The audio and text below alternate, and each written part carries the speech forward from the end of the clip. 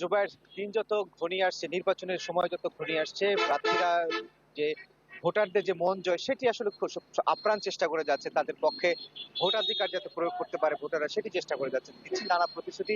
বিশেষ করে রাঙামাটি অঞ্চলে যে দুর্গমতা সেটি সেটি বিষয়টা গুরুত্ব দিচ্ছেন এখানকার স্বাস্থ্য, শিক্ষা এবং যোগাযোগ ব্যবস্থা। এই বিষয়গুলো সবচেয়ে বেশি গুরুত্ব দিয়ে নির্বাচনের যে প্রচারণা সেটি তারা গুরুত্ব দিচ্ছে প্রার্থীরা।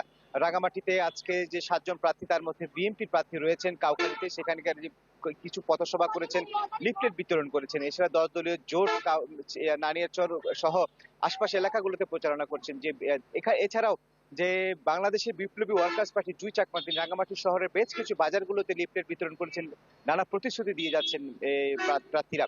কিন্তু ভোটাররা যেটি মনে করছেন যে নানা সময় আসলে বিভিন্ন সময় প্রার্থীরা নির্বাচিত হওয়ার পরে তারা যে প্রতিশ্রুতি ভঙ্গ করছে, এটি আসলে তারা হতাশা প্রকাশ করেছেন। একই সাথে তারা বলছেন এমন প্রতিশ্রুতি রাখতে পারবেন সেসব প্রার্থীকে তারা আগামী নির্বাচনে জনপ্রতিনিধি হিসেবে তারা ভোট দিতে চান।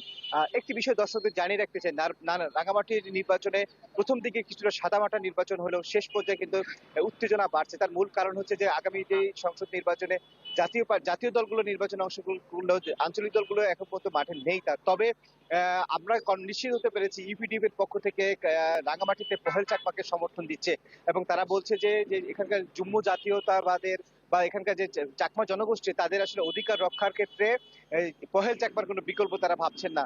তবে জাতীয় যে বিএনপি মনে করছেন যে তারা সমর্থন দিলেও তাদের যে ভোটার সংখ্যা রয়েছে এলাকাগুলোতে, সেই হিসেবে তাদের জয়টা কোনোভাবে আটকাতে পারবে না বলে মনে করছেন বিএনপি প্রার্থীরা। এই ছিল জুবায়ের রাঙামাটিতে নির্বাচনী প্রচারণের সবশেষ তথ্য আমার কাছে। জিয়া, ধন্যবাদ আপনাকে। দর্শক, রাঙামাটির নির্বাচনী প্রচারণার খবর জানাচ্ছিলেন সহকর্মী জিয়াউল হক।